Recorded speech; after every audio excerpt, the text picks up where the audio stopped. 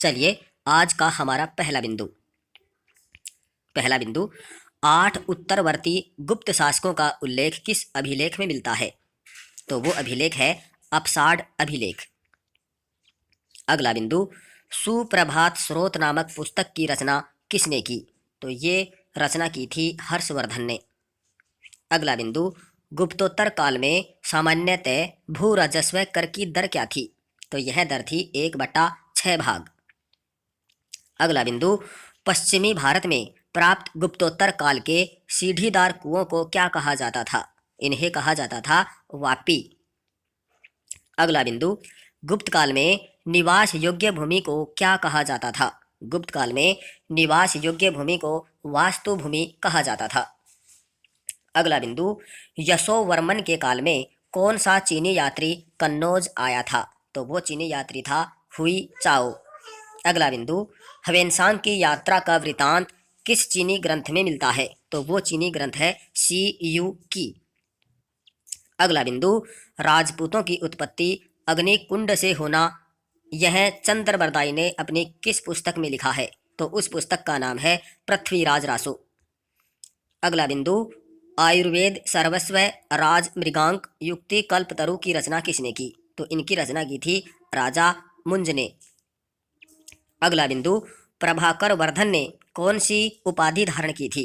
प्रभाकर वर्धन ने जो उपाधि धारण की थी वो थी महाराजाधिराज की। अगला बिंदु शैव धर्म का वह अनुयायी जिसने बोधि वृक्ष यानी बोध गया को कटवा दिया, वह कौन था? वो था शशांक यानी गौड़ नरेश शशांक। चलिए अगला बिंदु नालंदा महाविहार किसके समय में बौद्ध धर्म की शिक्षा का प्रमुख केंद्र था? हर्ष के समय। अगला बिंदु हर्ष के समय प्रयाग में प्रति 5वें वर्ष एक समारोह आयोजित किया जाता था, उसे क्या कहा जाता था? उसे महामोक्ष परिषद के नाम से जाना जाता था। अगला बिंदु भारत का अंतिम हिंदू सम्राट किसे कहा गया है? हर्ष को।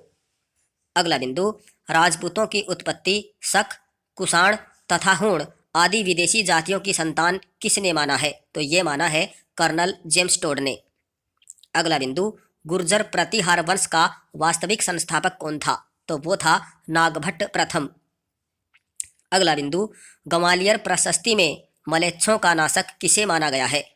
मलेच्छों का नाशक ग्वालियर प्रशस्ति में माना गया है नागभट्ट प्रथम को। अगला बिंदु वह राष्ट्रकूट शासक जिसने इंद्र तृतीय को पराजित किया किंतु कश्मीरी शासक से युद्ध में पराजित हो गया, वह कौन था? वो था महेंद्रपाल प्रथम। अगला बिंदु कर्पूर मंजरी, काव्य मीमांसा, विद्वशाल भंजिका, बाल भारत, बाल रामायण, भुवन कोश, हर विलास जैसे प्रसिद्ध ग्रंथों की रचना राजशेखर ने किसके शासनकाल में की? तो वो था महेंद्रपाल प्रथम के शासनकाल में। अगला बिंदु कविराज मार्ग नामक एक ग्रंथ जिसकी कन्नड़ भाषा में रचना किसने की? वो थे अमोघ वर्ष। अगला बिंदु वाकाटक वंश में किसका काल शांति व समृद्धि का काल कहलाता है? तो वो थे पृथ्वीसेन प्रथम। चलिए अगले बिंदु की ओर। अगला बिंदु अजंता की 16, 17 और 19वीं गुहाओं का निर्माण किसके शासनकाल में हुआ? ये हुआ था प्रवर सेन द्वितीय के शासनकाल में। अगला बिंदु वातापी का प्रथम निर्माता किसे कहा जाता है? वातापी का प्रथम निर्माता कीर्तिवर्मन प्रथम को माना जाता है। अगला बिंदु चालुक्य वंश के शासकों में सर्वाधिक योग्य और शक्तिशाली शासक कौन था? वो था पुलकेशिन द्वितीय। अगला बिंदु चालुक्य विक्रम संवत का प्रवर्तन किसने किया? ये किया था विक्रमादित्य षष्ठ ने। अगला बिंदु मिताक्षरा के लेखक कौन है? विज्ञानेश्वर। मंदिरों का नगर के नाम से किसे जाना जाता है? ऐहोल को। किरातार्जुनियम महाकाव्य के लेखक भारवी किसके दरबारी कवि थे? ये दरबारी कवि थे सिंह विष्णु के। अगला बिंदु पल्लव वंश का सर्वाधिक शक्तिशाली शासक कौन था? पल्लव वंश का सबसे शक्तिशाली शासक था नरसिंह वर्मन। अगला बिंदु चोल राज्य की प्रारंभिक राजधानी कौन सी थी? उरेयूर। अगला बिंदु चालुक्यों की राजधानी कौन सी थी? वातापी। अगला बिंदु, हर्षवर्धन को पराजित करने के बाद पुलकेशिन द्वितीय ने कौन सी उपाधि धारण की? वो उपाधि थी परमेश्वर की। अगला बिंदु, महाबलीपुरम के रथ मंदिरों का निर्माण किसने करवाया? नरसिंह वर्मन प्रथम ने। चलिए अगले बिंदु की ओर।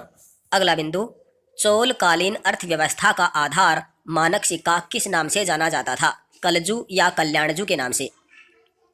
अगला बिंदु, राजपूतों को प्राचीन क्षेत्रियों की संतान किसने माना? डॉक्टर गौरीशंकर हीराचंद ओझा व CV वैद्य ने।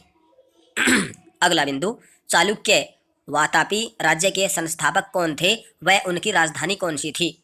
चालुक्य वातापी राज्य के संस्थापक थे जयसिंह प्रथम और इनकी राजधानी थी वातापी या वल्लभी। अगला बिंदु, प्रतिहार वंश राज्य के संस्थापक कौन थे और उनकी राजधानी कौन सी थी? प्रतिहार वंश राज्य के संस्थापक थे हरिश्चंद्र और इनकी राजधानी थी उज्जैन और कन्नौज। अगला बिंदु, पल्लव वंश के संस्थापक कौन थे और उनकी राजधानी कौन सी थी? पल्लव वंश के संस्थापक सिंह विष्णु थे और इनकी राजधानी कांचीपुरम थी। अगला बिंदु, चोल वंश के संस्थापक कौन थे और उनकी राजधानी कौन सी थी? चोल वंश के संस्थापक विजयपाल थे और इनकी राजधानी तंजौर थी।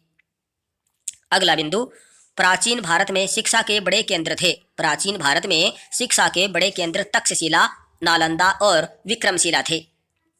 अगला बिंदु, मध्य एशिया के उत्तर में स्थित खोतान के समान ही बौद्ध सभ्यता का महत्वपूर्ण केंद्र कौन सा था? तो वो था कुंची।